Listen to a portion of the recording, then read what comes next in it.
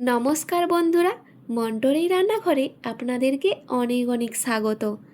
আজ আমি দারুণ একটি রেসিপি নিয়ে চলে এসেছি, নিরামিষ ঝিঙে আলুর পোস্ত, যা প্রত্যেক বাঙালি ঘরে নিরামিষ দিনে হয়ে থাকে।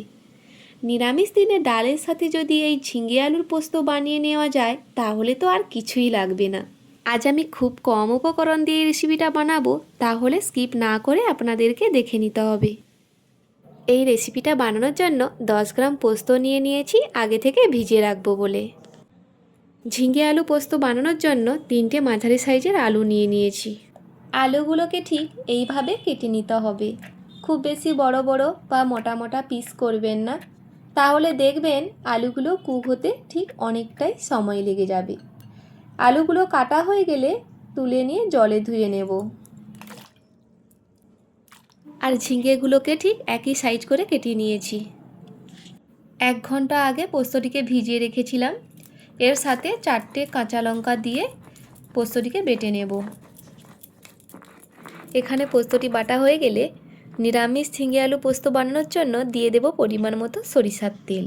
আর ফোড়নে দিয়ে দেব একটি শুকনো লঙ্কা, একটি তেজপাতা ও কিছুটা কালো জিরে।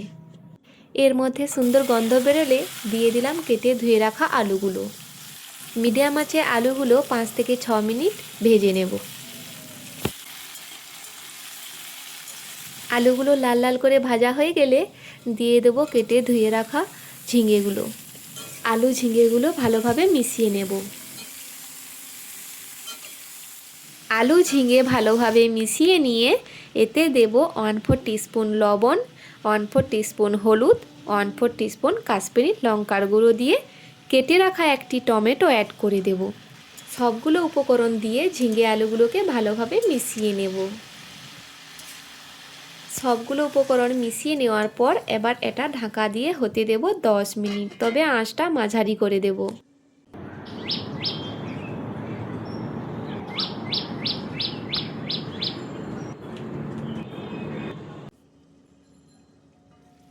দশ মিনিট পর এটা খুলে নিচ্ছি। ঢাকা দেওয়ার ফলে ঝিঙেটা অনেকটাই সেদ্ধ হয়ে যায়। এবার এর মধ্যে পোস্ত আর কাঁচা লঙ্কার পেস্টটা দিয়ে দেব। সবগুলো উপকরণ দেওয়া হয়ে গেলে 5 মিনিট ধরে ভালোভাবে কষিয়ে নেব। 5 মিনিট ধরে আমি ভালোভাবে কষিয়ে নিয়েছি।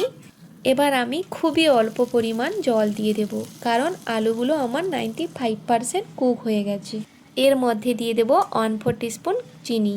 তবে চিনি যদি কেউ অপছন্দ করেন সেক্ষেত্রে চিনিটাকে বাদ দিয়ে দেবেন। তবে চিনি দিলে ঝিঙে আলুর পোস্ত খেতে কিন্তু বেশ ভালোই লাগে।